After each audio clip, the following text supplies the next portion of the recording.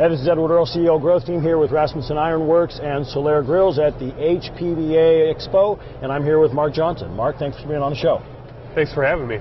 So give me an idea. What's the name of your company, and what do you guys do specifically, and give me a little bit of history on your organization. Well, the name of our company is Grassroots Energy Incorporated. We were founded in the early 70s after the energy crisis. Right. And primarily the focus was alternative energy, wood-burning stoves. Interesting. And over the years, we've morphed into anything that's specialty regarding hearth products and incorporating grills as well. So that's, I mean, how does that actually start? Obviously, there's an energy crisis. What were you doing prior to that launched you into this? Well, the founder of the company was a school teacher and just was looking for, he had a cottage and he needed to heat this cottage with a wood stove, or he wanted to heat it with a wood stove. He didn't want to invest in a lot of infrastructure to maintain the building. So he bought his first wood stove. He thought this was really great. The economic environment seemed like a good place there would be a need for these kind of products. So he started a small operation, and it was a weekend endeavor initially, and grew to a full-scale retail shop. And eventually he left teaching, and we've been the wood-burning specialist for about a 30-mile radius of our location for the last 30 years. That's amazing. You know, it's interesting in talking with other CEOs and founders of organizations in this industry specifically, it seems like a lot of people grew out of a personal need that turned into a passion, and all of a sudden it spawned an entire business. Right. So it wasn't the plan necessarily, or the life plan in business and entrepreneurialism in this arena. It just kind of started that way. Right. Do you think that makes a difference for an organization versus someone looking at a financial opportunity and saying, I think I want to start a business like this, versus someone who kind of takes this and bears it out of a passion? Oh, I think that's definitely what most people would want to do. They would want to find something that they're excited about from the get-go, right, and make that their living. I think that's what everybody's after. It's sort of the American dream. Yeah, true enough. How does that, do you think, translate into the impact to your guys' customers in the end? That kind of different approach. Well, I think the customers, this is a unique niche product. They don't tend to just come in and close the sale the first time around. They do their homework a little bit, and they come back to us because we're enthusiastic and very knowledgeable. We focus on knowing the details of each product so that we can get that information across, and I think that makes them feel comfortable with us, and we've been pretty successful at it. Well, and it makes a difference. You look at the show here, and there's so many competitors. You've got the innovators like Rasmussen's that have been in this industry for years and have innovated so many of the things that this next set of competitors, which are more copycats, and you'll see the knockoffs of all the innovative products, and then you've got the Asian contingent. Whether that's good or bad doesn't really make any difference from my standpoint, but then you see that approach, and the consumers start to see all that, obviously with the opening up of the web, so the competitive environment is huge. How do you guys deal with that, and how does that impact your organization? Well, we have a brick and mortar location that people can come to for service, and that's what they're after. They don't just want a product that they're going to take home, and if there's a problem or they don't understand how to use it, they have to go to the internet and try to research information that's sometimes erroneous. Right. They've got a place they can go to with knowledgeable staff. So it's really all about serving the needs of your customer. And that's, I think, the main thread that I hear in this industry is that it's not a candy bar that you buy at the convenience store. It's not even a car. Before, that was true with cars. You bought a car at a dealership that had great service because you knew those things went hand in hand. And nowadays, that's not necessarily the case, but it is still true in this industry. Do you think that most consumers, when they're out there, don't really understand or realize that there's a service aspect, and that's the more critical aspect of that purchase than they think? I think that there's definitely a component to that this may be overlooked. Right. So I think it's important that consumers know that if they're getting a specialty type product, it might require some special services over time. and you just want to have someone to go to. I mean, a friend of mine told me about a television he bought online. He thought, wow, this is great. He got it, $400 under the price that the local store was going to give him.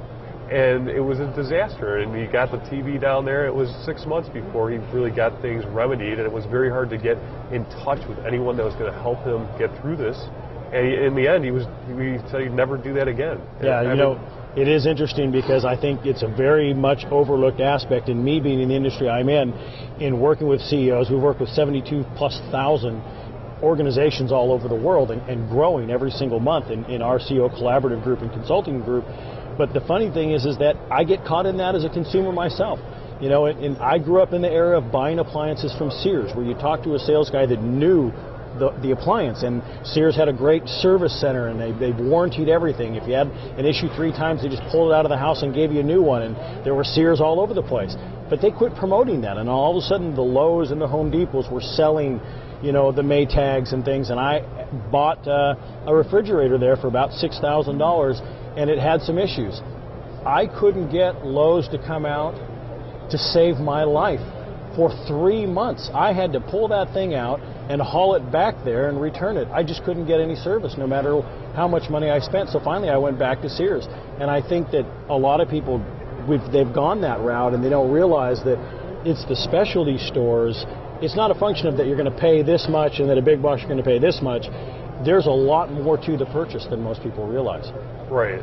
I mean, you can put a face to it, you can put a location to it, and you're going to be served better. Definitely. Now, how does the passion that you guys have for the industry play into the fact that you probably have more expertise at all these products than really just anybody? Well, that's been good in that it draws consumers to us. So you get a good review, you get a referral from someone. I mean, we often hear from our customers that they'll say, you got to go to Grassroots Energy because those guys will tell you, the nuts and bolts. They'll give you the details. They can fill you in on all the technical information. They actually know what they're talking about. Yeah. And sometimes they'll go to a big box store or even a small competitor, and they just don't get any answers. They get a sales guy. So it's good. Most of our sales staff has done everything. Right. We start at the bottom, work our way up. Everyone's out there with a wrench once in a while, seeing how these things work, open, closing all the doors. It's not just a salesperson that's trying to move a product. We qualify the sale. We try to ask a lot of questions to our customers, see what they really need, not sell them what we have. Seems like you're very solution-oriented, not product-oriented. Correct. When it's all said and done. Yeah, I mean, I think our approach is more of an educating approach. Ask a lot of questions of your customers. You'll find out what they want, and then you can direct them in the path that they need. Which really takes that whole, I think, used car sales approach, and that doesn't really happen with you guys, does it? No, we're not really interested in that. We don't really like to be sold things ourselves all that much. Yeah. So, we try to give our customers a little space, and let them tell us what their needs are. And I think that's an interesting aspect, because in going out there in every kind of industry, I think a lot of times there's a misconception that if you go to a specialty retailer, you're going to get the big hard close because they don't have a lot of product, they've got higher margins, they need to move stuff. And in your guys' business, that's not really the case. The high pressure stuff actually really comes from the big box type places because of the nature of how they are. That's not here. That doesn't happen with you guys. No, it does not. Right. We're serving the needs. So you look at the competition and everything that's out there, and the relationship of the customer and the product and your guys' organization, and then back behind that is the relationship that you have with your manufacturers and the products and the way they take care of it. With all the competition and manufacturers here, especially at the show, looking at your organization going, we've got to get our product in those guys' hands. Why do you end up here at Rasmussen? Good product service. Yeah, I'll tell you, when we need something, we get it in a timely fashion. We're told when we're going to get it. Very high quality products. They've got a very nice log array. So yeah, they've got a great selection. Good product line there. With the grills, it's just a very unique product. You can't really get another grill that's similar to this. And they've been at it long enough to where they understand really how to build this type of product. There's been a lot of copycats, those copycats just don't really understand the nuances of why this product works as well as it does. Yeah, it's very similar to sports. You've got the Michael Jordans and the Tiger Woods of the game, and then you've got the guys that everybody's trying to compare to those guys. Not the same thing. Right. It's not even remotely the same thing. The money is always on the actual innovators, and these guys here, Rasmussen and Soler, they are the innovators of the industry. So I agree with you, definitely. So that being said, when you look at everything that's happening in the industry, where do you see the industry going, and then where do you see your organization traveling along with that? Well, there's always going to be box stores, and customers are always going to go sometimes and just shop price and end up getting lower quality products in most cases. But I think there's going to be continued need certainly for specialty stores, and more and more, there's no one to ask. You go to the store, right? You ask the guy a few questions. He's not even sure what answers to give you. He doesn't really understand the product that he's selling you. He's just a number. That's his paycheck. Yeah. So it can only grow from here, especially with the economic conditions we had for the last few years. It seems like we're over the hump now, and it's only going to get better. Well, especially in your industry, we're kind of past also in the home industry. People aren't getting that every 3 to 5 year buy a new home itch anymore. They're really staying put. They don't have the financial ability to do it anymore. They're buried in their house, and they're starting to get back to that. Let's stop going up and up and up and up. Let's stay where we are. Let's beautify the house. Let's really actually make it a home, instead of it seems like we've been in this home transition period for years and years and years, and that's got to be great for your industry. That's a good point. Yes, definitely we should be selling more products that have a integrity. Right. Yeah. How does the internet play into your guys' industry, and how does that affect you guys personally? The internet it's a little bit irritating, just because you get a lot of customers that will shop your products and then they constantly want to compare to the internet. Our approach has really just been to not cater to the needs of those customers that they want it, because they'll say, I can get this on the internet, why should I buy this from you? And it's that you know where to find me, and we can answer your questions, we can take care of your problems quickly. It's a failing question, which is funny, because I think when it comes to misconceptions and lack of education, which is really what happens in this industry, it all looks so beautiful because you're part of that fashion industry, that I think that a lot of times it seems as simple as buy it, put it in, buy it, turn it on. But if you don't quite know what to do, or even as simple as, hey, I've been fiddling with this chicken and I'm not quite sure how, there isn't anybody to talk to. Right. And as simple as that may sound, trust me, when you've burned enough chicken, you get a little frustrated. But even on something as simple as that, you guys know all those things. Right. And you have the experience on the service side and all the little nuances and details. And I think it's interesting that the industry doesn't have the ability. I think it drives people, once they have that experience online, it educates them, but at the same time, even looking at all of the little references and the reviews, it doesn't really give you a real good indicator as to what that product is really all about until they sit down and talk to someone like you guys. Right. So, yeah. I mean, the goal is to have the best of the best product and the best service. So I think there's always going to be a market for that, and people will return to our store for that. What are your guys' goals for your organization over the next 5 years? Where do you see yourself in 5 years? Over the next 5 years, it's going to be baby steps. We've been around for 30 years, so we're not going to take any hard turns, any one direction.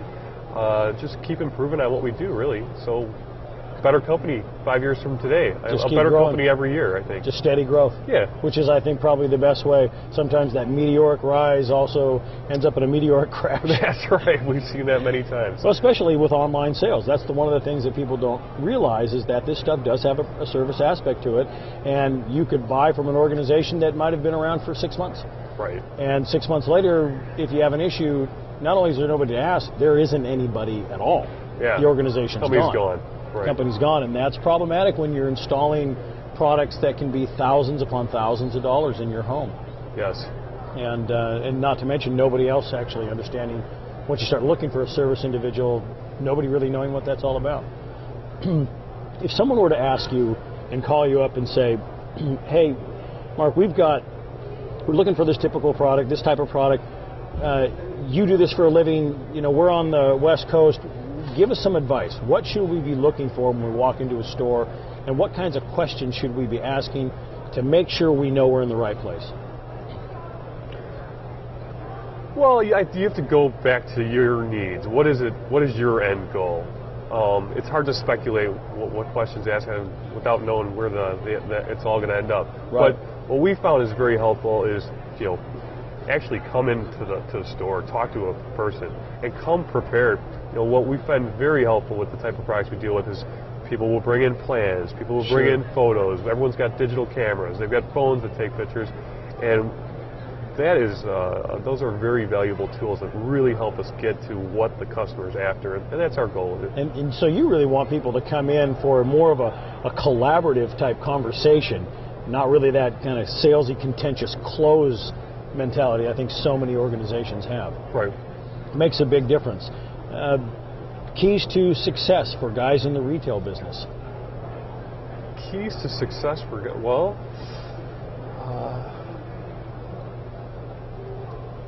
I think you just have to provide a quality product, good service. That's hard for me to even answer that. I think we just get up every day and plug along, make everyone happy, serve the needs of your customers. I don't know that I've sat down and really had the thought. If I had to write down what were the 5 keys, it might take me some time to actually come up with those. It's interesting because when you're good at what you do, you just do what you do. That's right. You just get up and do it. You're not thinking about the mechanics of being customer centric. It's all the consulting companies that try to look at organizations like yours and break you down as to what are the things that make this guy successful, and an organization that's been around for 30 years, how does that, and I think a lot of times they can look at some of the things analytically, but like you said, it's all of the nuances of what you do and how you think and how you respond to a customer issue, or how you pick a product or a relationship with a manufacturer that you can't really analyze and break down on a spreadsheet. I guess the way to look at that is to look at the businesses that we work with, and what makes us happy as a business is working with good companies that are very good at communicating with us. So if you can follow the path of your orders, if you can know where everything is in the pipeline, so that you can be confident answering customers' questions and giving them answers that they're gonna have some follow through on. You're gonna say, hey, we'll have your product next Friday and we can get it installed by next Tuesday. Those are the things that we appreciate from our vendors. Right. And I think it goes hand in hand. It's the same thing your customers are looking for. And it seems to be that it's the relationship. This industry is so relationship oriented for that very reason, because there's so much communication that needs to happen, that you establish the relationship as a like-minded business with a manufacturer and a distributor, and then that translates with a relationship with your customer base, and that line of communication and that same integrity and credibility and honesty seems to run throughout that whole entire chain. So, that sums it up. That's the key to success. Yeah, and which is tough to do. So finding an organization, when you guys find someone like Mark's organization, you can pretty much bet that chain is significantly intact. And once you deal with an organization like yours, you're going to get taken care of, because you know that you're dealing with guys that are going to take care of you, and that line of accountability isn't broken. Right. So, which is not true on most of the people that they're going to talk to. You may get a good sales pitch on the front end, but you don't know what's happening on the back end. Right. And so if you're not familiar with that, you may find yourself loving the retailer, but not liking the answers they're going to give you because they don't have the back end support of the products that they carry. Right. So that's interesting. It's a complicated industry in the end, but you guys seem to make it really simple for the people that you serve. We do our best. Great. Mark, thanks for being on the show. Thanks for having me. Thanks, guys. We'll talk to you next time. Bye-bye.